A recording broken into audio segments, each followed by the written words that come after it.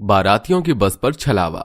जूते लो पैसे दो, जूते लो पैसे दो, दुल्हन के देवर तुम दिखलाओ ना यूं तेवर, जूते लो पैसे दो।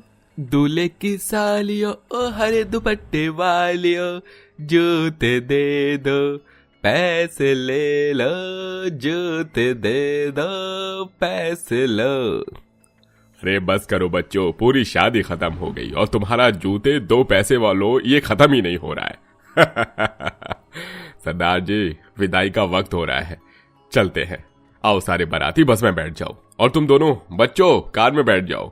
सुबह 4 घंटे बाद हम अपने गांव पहुंच ही जाएंगे। पापा अभी 2 बज रही है, क्या जल्दी है इतना जाने की, थोड़ा रुक तो जाइए। नहीं बेटा, टाइम हो गया है, उजाला निकलने से पहले पहुंचना है, बहू की रस्म भी करनी है। क्यों मेरी प्यारी बहू, चलो आरती। जी माँ जी। दूल्हा दुल्हन कार में बैठ जाते हैं जिसे ड्राइवर ड्राइव करता है और बाकी के परिवार वाले बस में बैठ जाते हैं। बस में अभी भी घर वाले और कुछ बाराती नाच गाकर जा रहे होते हैं। अरे अरे बस करो, कितना नाच गाना करते हो, अब शांति से बैठ जाओ। थके नहीं हो क्या शादी में? मुझे तो बहुत प्यास लग रही है। बस वाले भैया, आगे कोई ढाबा वगैरह आएगा तो बताना। जी मैडम, हम बता देंगे। अरे बहू, मेरे पास पानी है, ये लो। जी पापा जी। रात के 2:30 बज रहे थे। बस काफी हद तक सुनसान रास्ते पर पहुंच गई थी, लेकिन ढाबे से पहले ही ड्राइवर को रास्ते में एक लाश दिखाई देती है, जिसे देखकर ड्राइवर जोर से ब्रेक मारता है, जिससे कमला के सिर में चोट लग जाती है। अरे ड्राइवर, कैसे गाड़ी चला रहे हो? तुम्हारी वजह से मुझे लग गई। वो तेरे को अकल वकल नहीं है क्या? देखकर चलाना ड्राइवर। साहब, मैं देखकर चला रहा था, लेकिन अचानक से आगे कोई बस के सामने जमीन पर पड़ा हुआ है, इस वजह से ब्रेक मारना पड़ गया। जाकर देखना पड़ेगा, कहीं किसी को हमारी जरूरत तो नहीं है। हाँ ठीक है, मैं जाकर देखता हूँ। लेकिन उनके जाने से पहले साथ में दूल्हा दुल्हन की गाड़ी भी रुक जाती है और हितेश गाड़ी में दुल्हन को अकेला छोड़कर खुद देखने जाता है। वो वैसे ही उस लाश का चेहरा देखता है तो डरकर पीछे हो जाता है। इतने में बस से उतरकर सारे लोग आ जाते हैं। हे भगवान, कितना भयानक चेहरा था। भाई भाई, क्या हुआ आपको और आप यहाँ? ये यहाँ पर इतना भयानक लाश पड़ी थी, उसे देख चीख निकल गई मेरी। भाई, आपने कैसा मजाक कर रहे हो? काफी रात हो रही है, इसका मतलब ये नहीं कि आप हमको डराओगे। यहाँ कोई भी नहीं है, आपके सामने कोई नहीं है, आपका भ्रम होगा। हाँ बेटा, यहाँ तो कोई भी नहीं है। नहीं, लेकिन मैंने तो देखा था, यहाँ कोई पड़ा था। हाँ सर, कोई पड़ा था, तभी तो मैं भी गाड़ी रोकी। अरे बहुत बातें हो गई, हमें निकलना भी है। कोई नहीं है, आकर चलो सब बस में बैठो। और हितेश, तुम बहू को अकेला मत छोड़ो, समझे? जी पापा। सब लोग बस में बैठकर वापस चलने लगते हैं और हितेश भी अपनी पत्नी के साथ बैठ जाता है। बाराती बस के पीछे दूल्हे की गाड़ी चलती जाती है। तभी बस ड्राइवर वापस गाड़ी रोक लेता है। फिर से क्यों गाड़ी पर वापस ब्रेक मारा? हाँ, इतनी तेज का चलाना। ड्राइवर, हमें अपने घर पे पहुंचना है।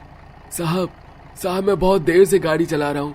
ये वही जगह है जहाँ कुछ देर पहले हमारी बस रुकी थी और हमें वो लाश दिखाई दी थी। बकवास करना बंद कर ड्राइवर, गाड़ी चला चुपचाप। बस ड्राइवर वापस उस गाड़ी को चलाता है और वहीं दुल्हन की भी गाड़ी बार बार वहीं वापस आ जाती है। और यही बात दूल्हा दुल्हन भी नोटिस करते हैं। ड्राइवर काका, ये रास्ता तो वही है जहाँ थोड़ी देर पहले आपने गाड़ी रोकी थी। ये बार बार रास्ता क्यों आ रहा है? मुझे कुछ समझ नहीं आ रहा। हाँ, इतनी देर से मैं भी यही बोल रही हूँ, मतलब आपको बोलना चाहती थी, ये बिल्कुल वही रास्ता है। मुझे तो कुछ गड़बड़ लग रही है। हाँ हितेश बाबा, मुझे भी गड़बड़ लग रही है। शायद हम किसी भ्रम में हैं। मुझे तो लगता है कोई छलावा हमारे साथ ये सब कर रहा है, क्योंकि देखिए, इतने सुनसान रास्ते पर कोई बुरी आत्मा ना हो। रात के 3 बजे ऐसा कैसे हो सकता है? मुझे लगता है हम किसी छलावे में फंस चुके हैं। मैंने पहले भी कहीं सुना था कि इस रास्ते पर छलावा हुआ है। क्या छलावा? पर ये कैसे हो सकता है? मुझे भी समझ नहीं आ रहा आरती, पर तुम चिंता मत करो। तभी ड्राइवर गाड़ी आगे चलाता है। वो कुछ दूर आगे जाते हैं, लेकिन तभी एक पेड़ की टहनी ड्राइवर के गले में घुस जाती है और हितेश का ड्राइवर वहीं पर मर जाता है। ये देख वो दोनों बहुत डर जाते हैं। ये सब क्या हो रहा है? ये कैसे हो गया? हे भगवान, ड्राइवर काका की मौत हो गई। अब हम क्या करें? लगता है ये साया हमारे पीछे ही है। हितेश जी, मुझे लगता है वो साया, वो छलावा बहुत देर से हमारा पीछा कर रहा है। हमें बस में सबके साथ रहना चाहिए। हाँ, तुम ठीक कहती हो। चलो हम दोनों बस में बैठ जाते हैं। दोनों बस आवाज लगा लगा कर बस को रुकवा लेते हैं। उनके चेहरे पर मौत का खौफ देखकर परिवार वाले दंग रह जाते हैं। जेठ जी, जेठानी जी, आपको क्या हुआ? आप दोनों इतना घबरा क्यों रहे हैं? हाँ बेटा, तुम दोनों को क्या हुआ बताओ, तुम तो कार में बैठे थे ना। हाँ पापा, लेकिन वो छलावा हमारा पीछा ही नहीं छोड़ रहा। आपको पता है कितनी देर से हम एक ही रोड पर हैं और ड्राइवर काका की भी मौत हो गई। क्या? वो हमारे बहुत पुराने ड्राइवर थे। मुझे लगता है हमें यहाँ से जल्दी निकलना चाहिए। ड्राइवर, इस बस को यहाँ से निकालने की कोशिश करो किसी भी हालत में। मुझे लगता है पापा जी, अब हम यहाँ से कभी नहीं निकल सकते। अब छलावा सबको एक एक करके मार देगा। तभी बस ड्राइवर को अपने सामने एक भारी पत्थर आता हुआ दिखाई देता है।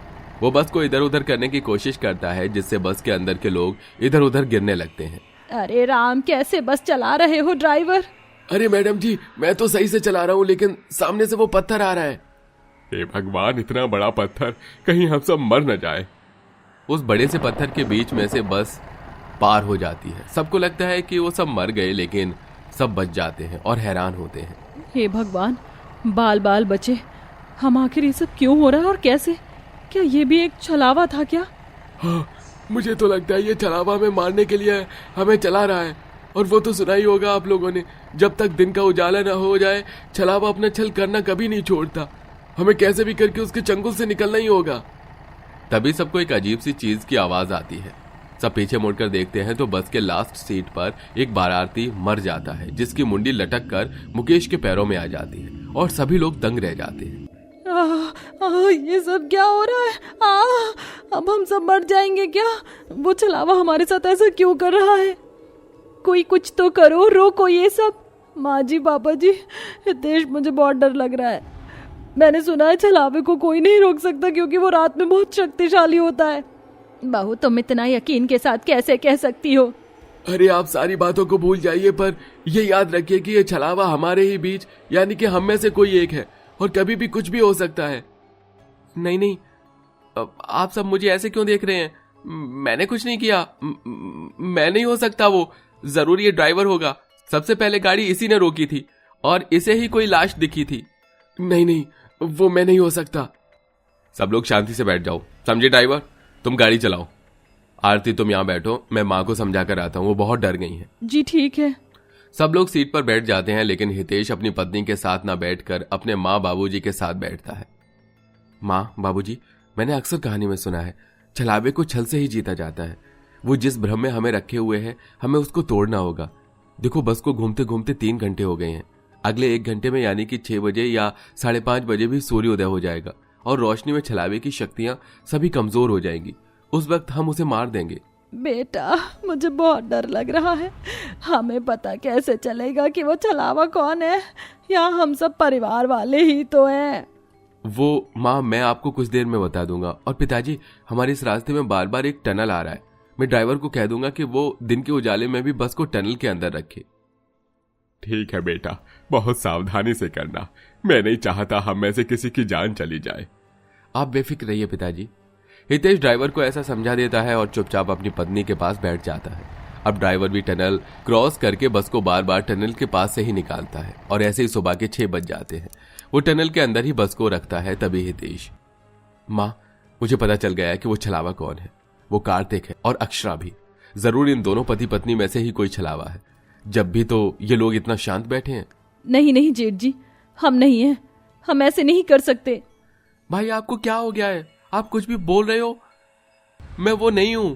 अक्षरा, चलो हम इस बस से उतर जाते हैं। ड्राइवर, गाड़ी रोको। दोनों पति पत्नी बस से नीचे उतर जाते हैं तो कमला, मुकेश भी उनके पीछे पीछे चले जाते हैं और ड्राइवर भी। ये छलावा हमसे ऐसे नहीं भाग सकता। मैं अभी इनको पकड़ कर आता हूं। आरती, तुम डरना मत। हितेश भी जैसे ही उस बस के बाहर आता है तो आरती भी उसके पीछे आ जाती है और हितेश हाथ पकड़कर अपनी दुल्हन का सूरज की किरणों में ले आता है, जिससे वो चीखने चिल्लाने लगती है। छोड़ो मुझे, छोड़ो। तूने मेरे साथ बिल्कुल ठीक नहीं किया। तूने मुझसे झूठ बोला। तूने मुझको छला। तूने एक छलावे को छला। तुझे क्या लगता है कि हमें पता नहीं है कि तू हमारी बहू के शरीर में घुस गया है? हमें सब कुछ पता है। जब तूने ड्राइवर को मार दिया था उसी वक्त मुझे समझ आ गया, क्योंकि बस में तो कोई हंगामा हुआ ही नहीं था, लेकिन बस में तुम्हें लाने के बाद फिर छलावा होने लगा और बस बार बार एक ही जगह चल रही थी और तुझे क्या लगा मैं अपने घर के लोगों को मारूंगा? नहीं, ये तो उन्हें बस से निकालने का एक तरीका था और तुझे मारने का तरीका। मैं इस लड़की को मार दूंगा, मैं इस लड़की को मार दूंगा। नहीं, ऐसा नहीं हो सकता। कार्तिक, ड्राइवर, जल्दी से उस बस पर पेट्रोल छिड़को, जलाओ उसे। तभी हितेश अपने छलावे पत्नी को सिर पर एक तेज डंडा मारता है और उसके शरीर से छलावा निकल जाता है। वो बेहद असहाय होता है, इसलिए हितेश उस पर भी वार करता है और उसे बस के अंदर फेंक देता है। कार्तिक जल्दी से उस बस में आग लगा देता है और बस के साथ उस छलावे की कहानी भी हमेशा के लिए खत्म हो जाती है और आरती को भी होश आ जाता है और सब लोग सुरक्षित अपने घर पहुंच जाते हैं।